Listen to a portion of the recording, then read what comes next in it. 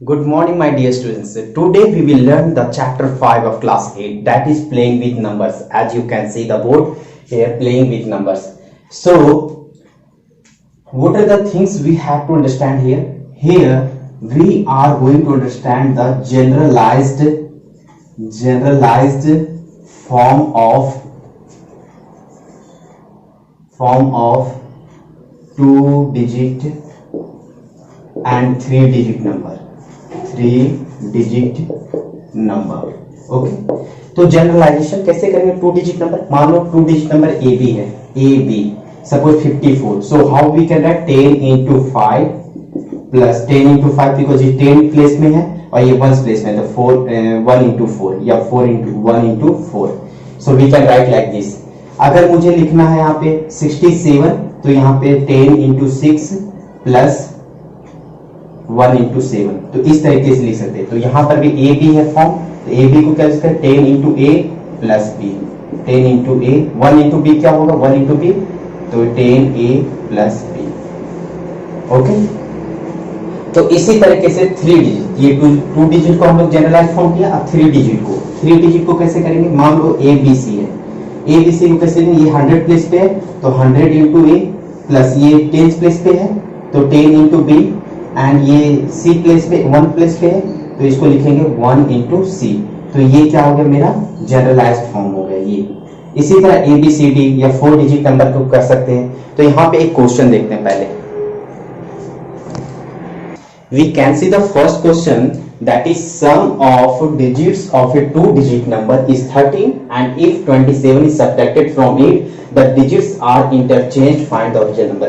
Before solving this question we must have to know certain things. क्या वो चीज जानना चाहिए बच्चों?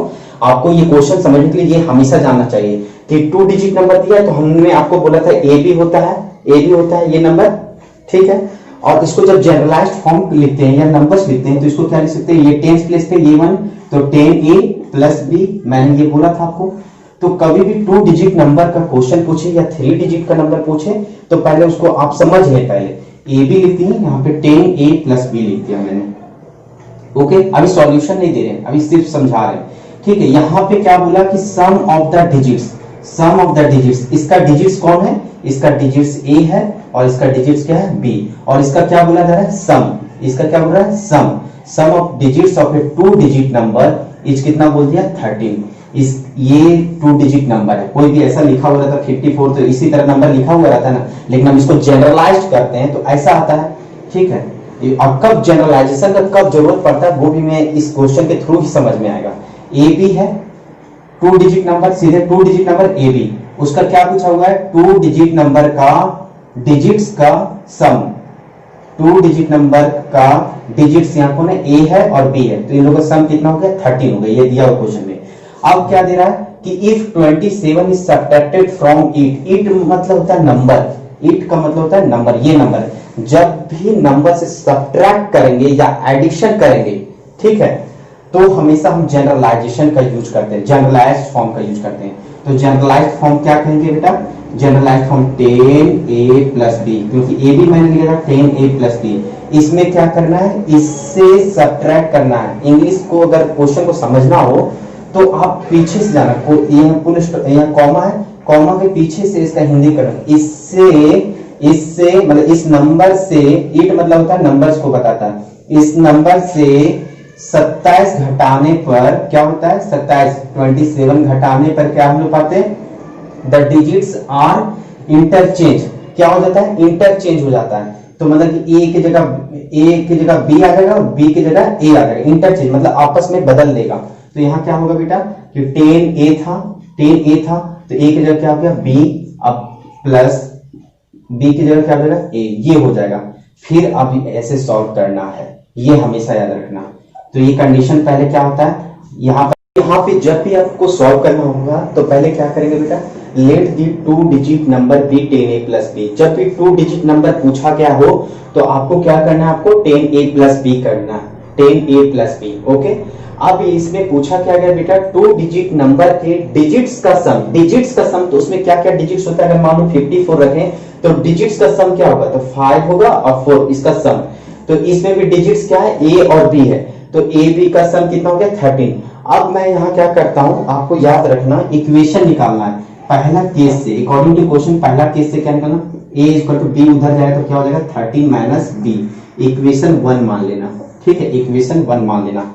दूसरा क्वेश्चन क्या है, फिर यहां लिखना अगेन, क्या लिखना अगेन, अकॉर्डिंग अगेन क्या हो रहा है कि इस नंबर से कि 10a plus b minus 27 10b plus a, ठीक है।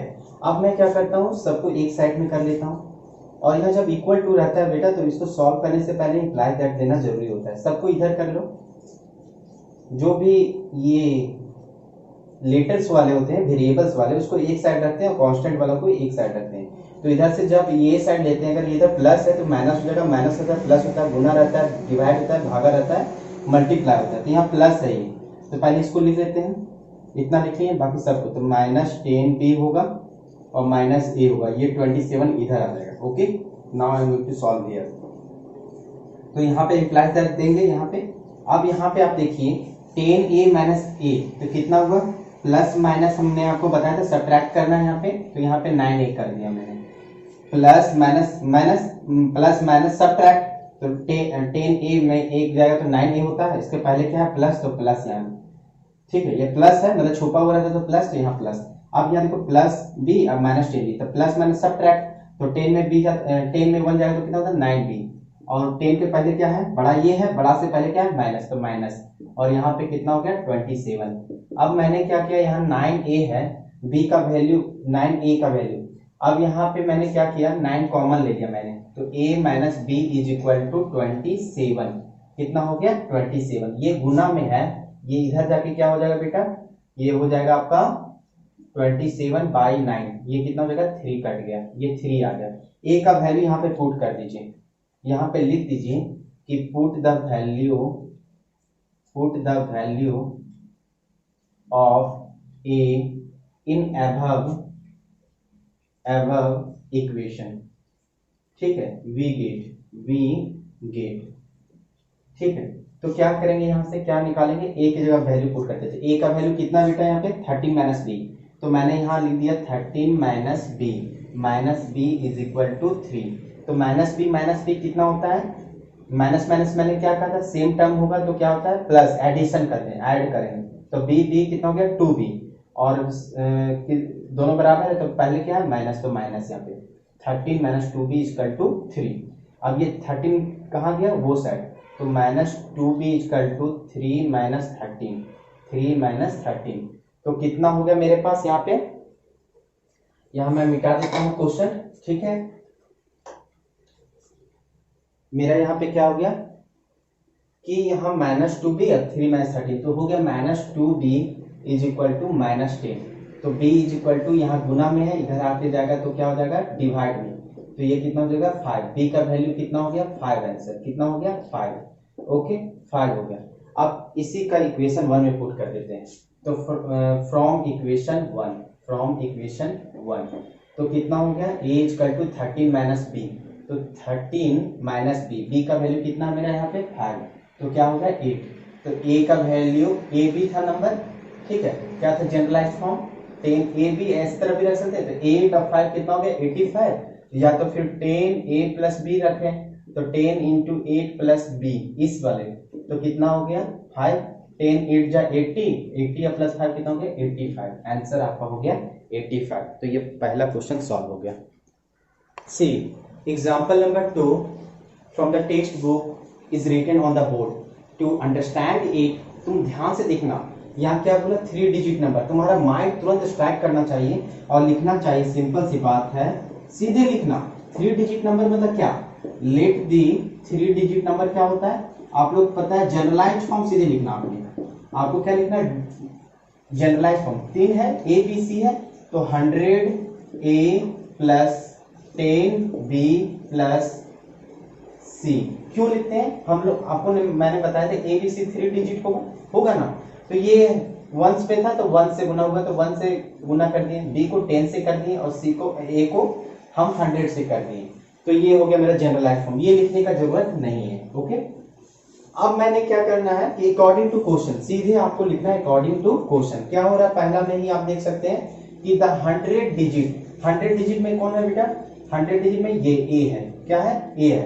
Is twice the tens digit, tens digit का दो गुना है। टेंस डिजिट में कौन है, ये बी का टेंस डिजिट का दो गुना है। जबकि वाई मतलब क्या होता है, जबकि द यूनिट डिजिट, ये यूनिट डिजिट, ये वाला यूनिट डिजिट इज थ्राइस, ये तीन गुना है किससे, टेंस डिजिट से। तो कुछ नहीं, अकॉर्डिंग टू दो सिचुएशन मेरे को मिल गया। तो पहला सिचुएशन देखते हैं कि 100 डिजिट में कौन है बेटा, ए है। तो ए है इज मतलब equal to twice the tens digit, twice मतलब टू टाइम्स, ट्वाइस मतलब two times of tens place का डिजिट क्या है, टेंस डिजिट का बी है। तो यहाँ पे मैंने बी रख दिया। तो ए, अगर मैंने ए इज इक्वल टू क्या हो गया, 2b, A is equal to क्या हो गया, 2b। ओके, अब सेकेंड सिचुएशन क्या है, ये पहला सिचुएशन हो गया, अगेन हुआ, फिर से ऐसे ही घटना हुआ या कुछ भी घटना हुआ। तो ये क्या है, यूनिट्स प्लेस, यूनिट्स प्लेस में क्या है, सी है। सी बोल रहा है कि thrice the tens digit, thrice मतलब 3 टाइम्स, 3 ऑफ बी।